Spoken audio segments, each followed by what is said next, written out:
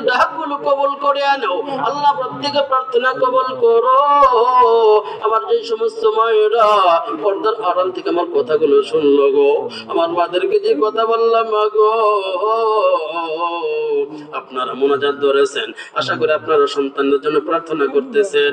আল্লাহ আমার মাদেরকে আনাসের মতো সন্তান দান করো আল্লাহ। এলাকার প্রত্যেকটা সন্তানকে দিনদার বানায় দাও আল্লাহ। এলাকার প্রত্যেকটা সন্তানকে মাতা পিতার বাধ্য সন্তান বানায় দাও আল্লাহ।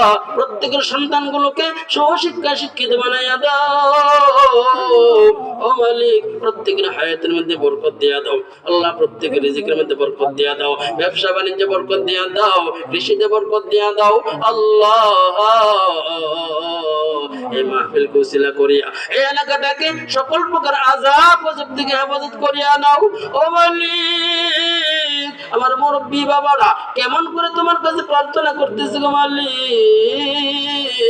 আমার মুরব্বী বাবাদের প্রার্থনাগুলো আপনি কবুল আর মঞ্জুর করে আনেন আল্লাহ। মাহফিলকে কবুল করে আনেন আল্লাহ। মাহফিল যারা আয়োজন করেছে প্রত্যেকে কবুল করে আনেন ও মালিক। যে সমস্ত যুবক ভাইয়েরা পরিশ্রম করেছে গো আল্লাহ, আমার যুবক ভাইদেরকে কবুল করে আনেন আল্লাহ। প্রত্যেকের চাওয়া পাওয়া কবুল করে আনেন আল্লাহ। আমি মুসাফির আল্লাহ, এত দূর থেকে আসলাম, আমি এই পাগলগুলোকে কি দিয়ে বিদায় দেব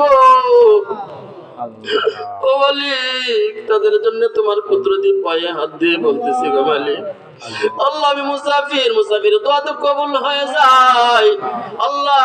সেই আশা রাখিয়া আমি তোমার কাছে প্রার্থনা করতেছি আল্লাহ। প্রত্যেকেই তুমি বেগুনা মাসুম বানায় মাহফিল থেকে বের কইরো আল্লাহ। আয়োজন থেকে বেগুনা বানাইয়া যেমন করে সন্তান দুনিয়াতে ভূমিষ্ঠ হয়, যেমন করে গুনাহ মুক্ত হয়ে দুনিয়াতে আগমন করে, এমন করে আমার এই ভাইদেরকে, হাজী সাহেবদেরকে, ইমাম সাহেবদেরকে, তলেবে আলেমদেরকে আল্লাহ, আমার মুরব্বী বাবাদেরকে গুনাহ মুক্ত করিয়া এই জান্নাতের বাগান থেকে তুমি বের করে নিও গো আল্লাহ।